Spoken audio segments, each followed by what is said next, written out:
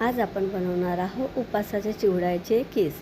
ते पण कसे बनवायचे, हॉटेलमधून आणण्यापेक्षा आपण घरी जर बनवलं तर पाहिजे तेव्हा आपण अशा प्रकारे उपासाचा चिवडा तयार करू शकतो. त्यात थोडे शेंगदाणे, नायलॉनचा साबुदाणा तळला, तिखट मीठ टाकले की आपला उपासाचा चिवडा तयार होत असतो.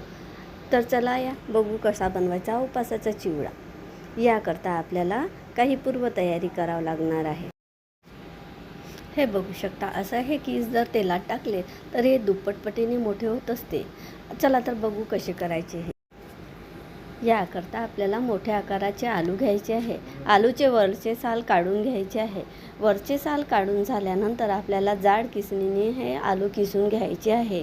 संपूर्ण आलूचे जाड किस पाडून घ्यायचे आहे. लगेच पाण्यात टाकायचे आहे, नाही तर आलू काळे पडत असतात.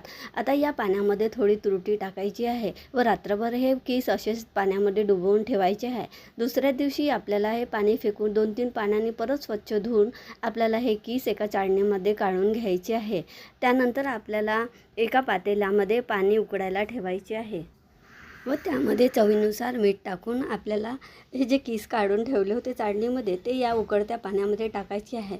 5 मिनटं उकळल्यानंतर, खूप जास्त उकळायचे नाही, किसचा कलर थोडासा वेगळा झाला तर गॅस बंद करून आपल्याला हे लगेच चाळणीत काढून थंड पाण्याने थंड करायचे आहे, नाहीतर हे किस जास्त गलणार. जशी आपण आलू चिप्स बनवतो त्याच पद्धतीने हे किस आपल्याला उकळून घ्यायचं आहे. आता हे चाळणीमध्ये काढल्यानंतर आपल्याला हे एका कपड्यावर पसरवून घ्यायचं आहे. 1 दिवसाच्या उन्हात खळखळ वाळू द्यायचे आहे. त्यानंतर हे डब्यात भरून ठेवायचं आहे. 2 वर्षे ह्या किसला काहीच होणार नाही. अशा प्रकारे तुम्ही कधी पण बनवू शकता उपासाचा चिवडा. चला तर करून बघा मग अशा प्रकारचे किस. तुम्हाला नक्की आवडेल.